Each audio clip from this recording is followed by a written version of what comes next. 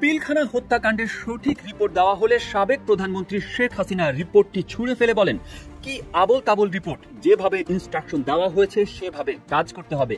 এরপর আবারও প্রধানমন্ত্রী ডাকেন বিডিআর বিদ্রোহের তদন্তের সমন্বয়কারী ক্যাপ্টেন অবসরপ্রাপ্ত ডক্টর খান সুবাইল বিন রফিককে।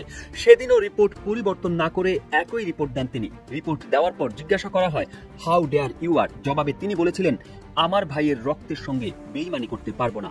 এরপর রফিককে পিলখানা থেকে তুলে নেওয়া হয়, 361 দিন ডিজিএফআইতে রাখা হয়। সেখান থেকেই আয়নাঘরের শুরু। 5 বছর অন্তরীণ থাকার পর ছাড়া পেলেও আর দেশে থাকতে পারেননি। গত 24 আগস্ট বেসরকারি টেলিভিশনের একটি অনুষ্ঠানে মালয়েশিয়া থেকে যোগ দিয়ে এসব কথা বলেন ক্যাপ্টেন অবসরপ্রাপ্ত ডক্টর খান সুবাইল বিন রফিক। এ সময় তিনি বলেন, আজিজ, মইনুল, আকবর, জিয়াউল আহসান এদের সবার হাত সে সময়ের রক্তে রঞ্জিত। আর পুরো ঘটনার মাস্টার মাইন্ড ছিলেন তারিক আহমেদ সিদ্দিক। এই মেজর জেনারেল অবসরপ্রাপ্ত তারিক আহমেদ সিদ্দিক সাবেক প্রধানমন্ত্রী শেখ হাসিনার নিরাপত্তা উপদেষ্টা ছিলেন। 2009 সালের 25 ফেব্রুয়ারি সূচনা হয় বিডিআর বিদ্রোহ নামে বাংলাদেশের ইতিহাসের এক কলঙ্কজনক অধ্যায়ের। সেদিন পিলখানার গুলির আওয়াজ ছড়িয়ে পড়ে পুরো বাংলাদেশে। টেলিভিশন সেটের সামনে বসা অনেকেই সেদিন প্রার্থনা করে বলেছিলেন, হে আল্লাহ, আমাদের সেনা সদস্যদের মুক্ত করো, তাদের জীবিত ফেরত দাও। কিন্তু নির্দয় জওয়ানরা একে একে বুক ঝাঁঝরা করে হত্যা করেন 57 জন সেনা সদস্যকে। 25 ও 26 ফেব্রুয়ারি চলা এই বিদ্রোহে মোট 74 জন প্রাণ হারান। নির্মম সেই হত্যাকাণ্ডের 15 বছর পর সাবেক ক্যাপ্টেন অবসরপ্রাপ্ত ডক্টর খান সুবাইল বিন রফিক জানালেন, পিলখানা হত্যাকাণ্ড বিডিআর বিদ্রোহ ছিল না, এটা ছিল পরিকল্পিত হত্যাকাণ্ড। কতিপয় সামরিক, বেসামরিক ও রাজনৈতিক নেতৃত্ব প্রত্যক্ষ ও পরোক্ষভাবে এই ঘটনার সঙ্গে জড়িত ছিলেন।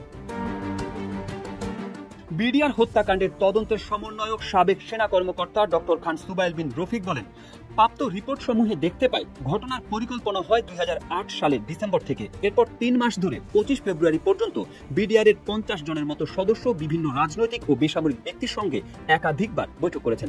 বিভিন্ন গোয়েন্দা সংস্থা এসব তথ্য জানতে পারেনি, এটা সম্পূর্ণ অসত্য জেনেও তারা গোপন করেছিল। আওয়ামী লীগের একজন সাবেক এমপি প্রতি শুক্রবার পিলখানা মসজিদে জুমা পড়তে যেতেন। নামাজের পর তিনি সেখানে 1 থেকে 1.5 ঘন্টা বিডিআর এর সৈনিকদের সঙ্গে মিটিং করতেন।